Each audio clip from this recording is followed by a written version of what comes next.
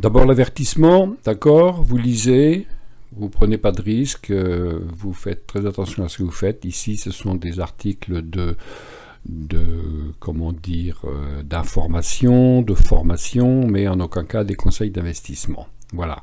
Eh bien, nous allons maintenant faire la suite et passer aux vidéos. C'est le graphique donc de l'or en journalier. Donc c'était pris en dollars. Bon, j'aurais pu mettre le prix en euros, mais bon, c'est pas grave. Ce qui compte, c'est les progressions.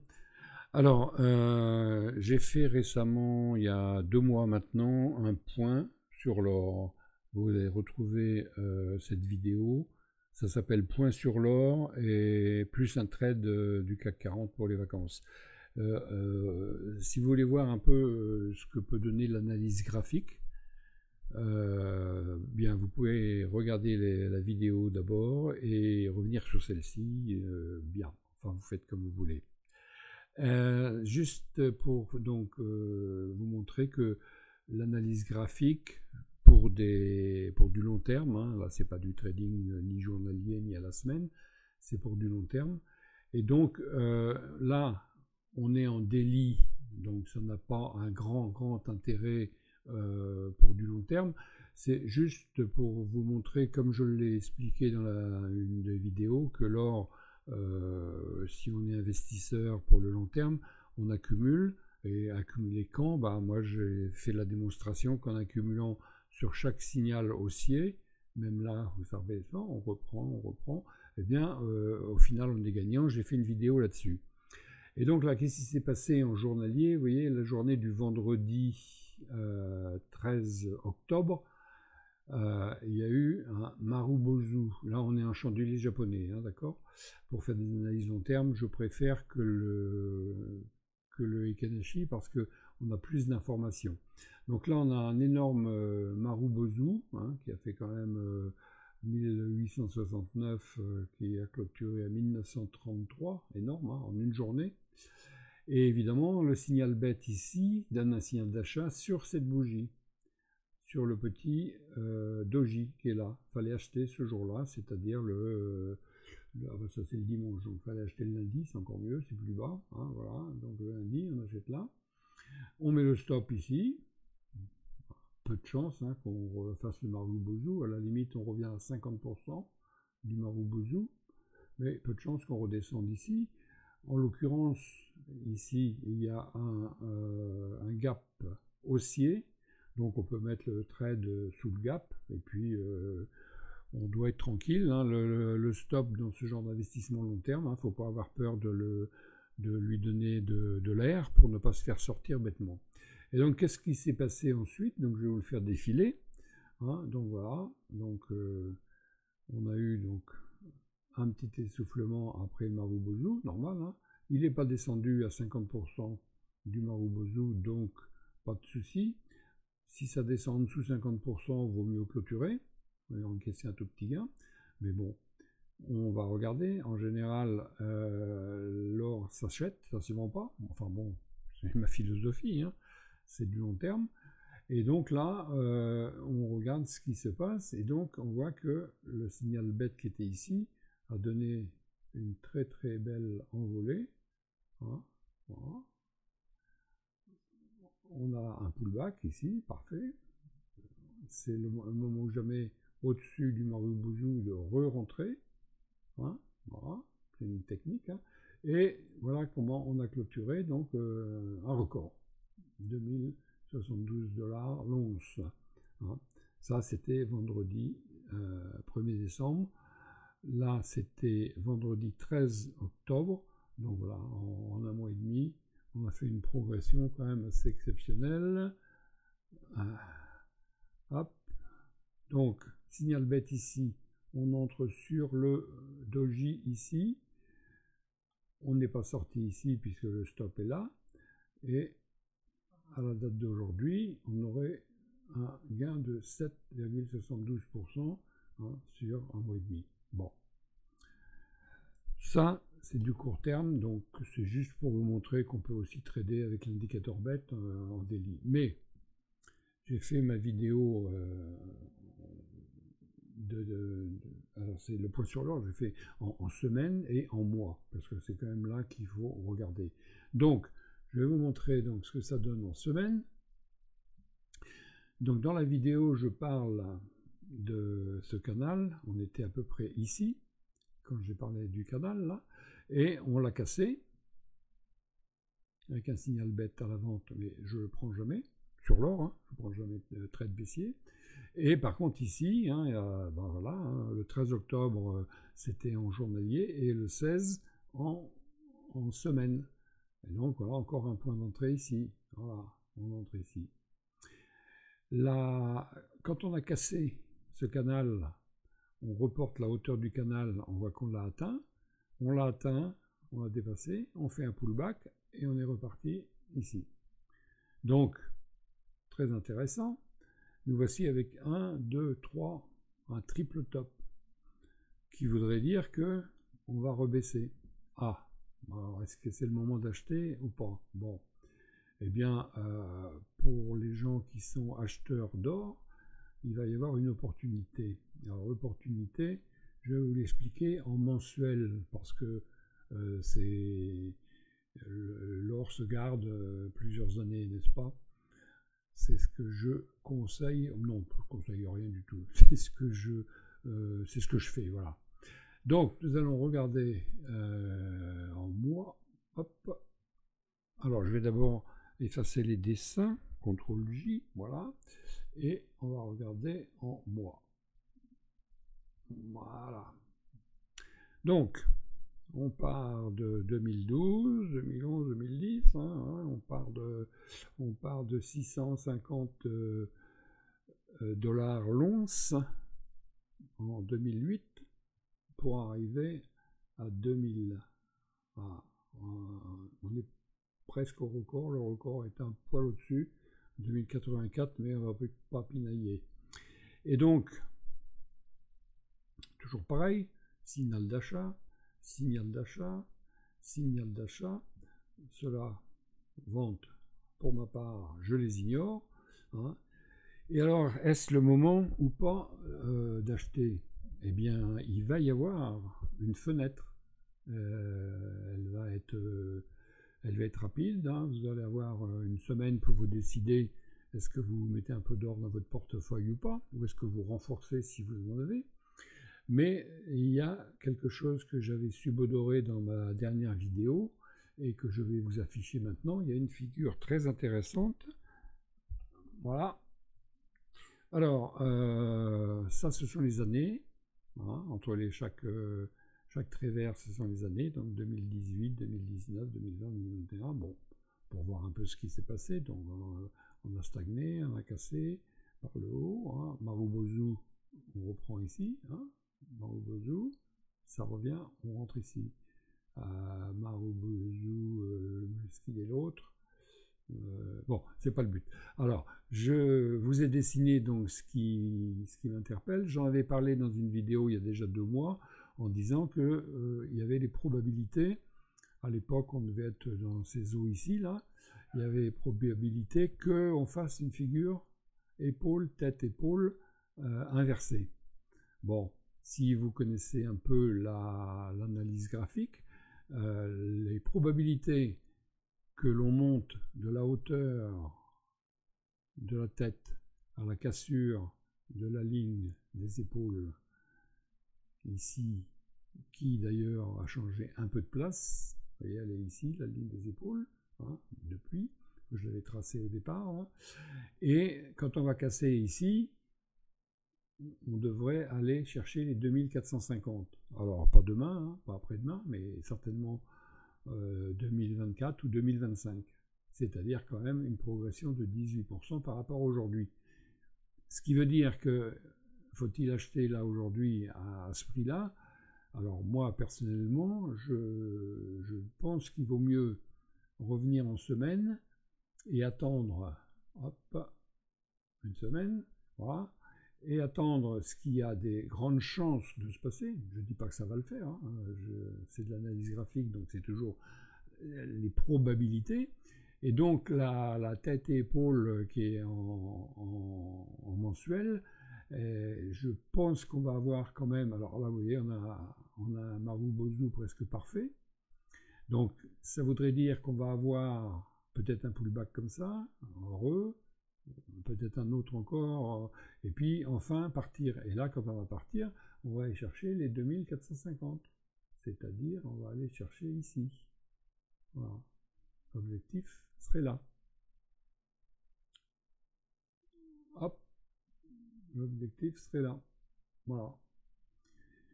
Et donc, ça veut dire que, eh bien, oh, il est là l'autre Marubozu, nous cherchait tout à l'heure. Vous voyez, bon, Marubozu, pullback, c'est là qu'il faut rentrer. Et donc là, on a un Marubozu. Donc c'est une bougie donc, qui ouvre, qui ferme quasiment. Hein, bon, il y a une toute petite mèche si je me vois bien, mais vraiment minuscule. Et donc, quand on va revenir, dès que la bougie repasse par exemple en doji, vert, c'est là qu'il faudra rentrer. Rentrer maintenant, on va y aller quand même. Mais la meilleure stratégie, ça serait de revenir quelque part par là. Alors, on peut le marquer en pourcentage. Alors, Fibonacci. Hop. Alors, qu'on ne me dise pas que je le mets à l'envers, ça n'a aucun intérêt. C'est juste pour avoir les 50%. Donc, dans un sens ou dans l'autre, on aura les 50%. Donc, voilà, les 50% sont là. Donc, on peut imaginer, d'après moi, d'après mon expérience, un pullback qui serait ici. Hop, je vais donc enlever. Voilà. Donc, on pourrait penser à un pullback ici. Si on traverse les 50%, ça devient compliqué. Mais si on rebondit avant les 50%, ça sera un bon point d'entrée parce que ça confirmerait donc la figure tête et épaule du mois du graphique mensuel. Donc, on a dit que, bon, alors, j'ai pris une ligne qui s'appelle plus haut de la nuit, donc on va changer, on va mettre 50% du Marubozu, ça s'écrit comme ça ou pas, c'est pas grave, hein. Le tout c'est de savoir ce qu'on fait, parce que bon, je vais laisser le graphique tel que, je ne vais pas l'effacer parce que ça me sert à vérifier un peu les hypothèses, hein. Et en fait, voilà, c'est ici qu'on devrait rebondir, voilà, hein. Peut-être deux fois, ou peut-être pas, et puis enfin partir jusque là-haut 2450, c'est-à-dire jusque là. Voilà. Oh que c'est beau. Bon, alors voilà, hein, alors si vous n'êtes pas adepte de l'analyse graphique, vous allez dire que ce sont des élucubrations, hein, mais ça y ressemble, effectivement. Mais ce sont des hypothèses de travail. Sinon, pourquoi acheter à ce moment-là plutôt qu'à ce moment-là si on n'a pas une vue de ce qui risque potentiellement de se passer? Ah, je dis bien potentiellement. Donc, ça va être intéressant de suivre les semaines qui viennent, là. Bon, on est en semaine, hein, de voir ce qui va se passer dans les semaines qui viennent, si on latéralise un petit peu. Alors, tiens, oui, où est notre alligator? Alors, affiché. Bon, donc, vous voyez, là, dans le canal baissier, on voit bien que l'alligator s'était emmêlé. Et donc, quand il a cassé le canal, c'était le moment d'acheter, puisque vous voyez, il est revenu. Une belle bougie là, hop, il est revenu, il va aller rentrer là. Pour du court terme, je parle là, mais bon. On a ici l'alligator qui a faim, mon signal bête qui est ici. Bah écoutez, moi je suis très confiant, hein, et donc moi je suis déjà investi dans quelques pièces, hein. Bon, j'en ai pas une fortune, hein, mais j'en ai quelques-unes en fonction de mes économies. C'est comme ça qu'il faut faire, hein. Vous avez un patrimoine, bah, je sais pas, bah, par exemple, vous avez 10 000 euros de côté, bah, on dit que c'est bien d'avoir 2 000 euros de pièces, quoi, hein. Voilà, c'est comme ça. Bon, maintenant vous faites ce que vous voulez, comme toujours. Eh bien, là, on est sur une belle hypothèse et on va donc passer au trade de la semaine qui n'a pas été très actif puisque j'étais absent depuis 2 semaines. J'ai juste fait un trade sur le CAC 40, donc je vais vous montrer. C'est pas une fortune, mais écoutez, c'est toujours mieux dans ma poche que dans la poche d'un autre. Donc je vous montre ça. Donc nous sommes sur le CAC 40 donc en 4 heures, puisque je n'ai pas tradé en journalier, j'étais occupé. Je vous le mets alors en 4 heures. Non, bah, j'ai tradé en 4 heures, on va le laisser en 4 heures. Le trade que j'ai pris, c'est ici, je l'ai pris tard. Alors je l'ai pris parce que j'ai eu un signal, parce que la moyenne de U s'est retournée, et je l'ai pris donc à 17 heures, juste avant la clôture, hein, sachant que j'ai mis mon stop ici. Voilà. Bon. Et puis j'ai laissé les choses se faire. Et donc, bon bah la nuit, ok, le matin, et puis on a eu une belle envolée là que j'ai clôturée à la clôture du vendredi, 17h ici, voilà, clôturé là, 17h au plus haut. Bon, bah voilà, c'est pas un trade miraculeux, mais voilà, c'est quand même encore un bon trade. Alors je vais afficher les CTRL J, voilà. Donc voilà, alors le trade il est là, le stop il est, enfin l'indicateur bet est apparu ici, l'après-midi. J'ai pris le trade à 17h, j'ai mis mon stop ici, et puis c'est fait, j'ai clôturé vendredi à 17h. Voilà. Bon, 76 euros, bah écoutez, voilà, il y a peut-être d'autres choses à faire dans la semaine, mais je n'étais pas devant mes écrans, je suis parti faire des photos de la Bretagne. Voilà. Bon, bah écoutez les amis, j'espère que ça vous intéresse. Mettez un commentaire, posez-moi des questions. Faites vivre un peu la chaîne, ça serait sympa. Alors, en ce qui concerne l'indicateur bet, j'ai pris une grande décision. Prenez note, puisque je vais continuer à le proposer à la vente à 99 € jusqu'à la fin de l'année. Et après, j'arrête de le commercialiser pendant un certain temps. Voilà. Qui durera je ne sais pas combien de temps. On verra. Donc, je vous rappelle quand même que en H4, il y a quelques semaines, en 3 trades, non, en 15 jours, il m'a fait 661 €, hein, et que c'est un indicateur que je vous propose à 99 €. Hein. Bon, écoutez, si ça vous intéresse, tant mieux, vous me contactez par mail, je vous donnerai la marche à suivre, c'est tout simple. Hein. Et puis ensuite, bah, vous copiez-collez, puis vous avez votre signal, comme je l'ai moi, exactement. Je vous donne tous les paramètres de mon graphique. Voilà. Alors là, on est resté sur les bougies, sur les chandeliers, parce que j'ai fait l'analyse de l'or, mais normalement, personnellement, pour ce genre de trade, je me mets en Eikaneshi. Hop là. Et voilà. Bon. Hein, comme ça, on voit bien que là, tant que ça reste vert, on ne va pas s'embêter. Hein, le stop, il est là, tant pis, on laisse, hein, et puis on laisse la chose se faire. Ça tombe bien parce que c'était la nuit, comme ça, on n'est pas tenté. Alors, c'est vrai qu'on a eu chaud ici, bon, mais voilà, on n'a pas été sorti, et c'est comme ça. Donc voilà, écoutez, c'est tout simple, hein, 76 €, bon, écoutez, c'était une belle envolée hein, pour clôturer la semaine et le mois. Maintenant, décembre, ce qui va se passer, j'en sais rien. Je vais voir comment je vais trader à partir de lundi.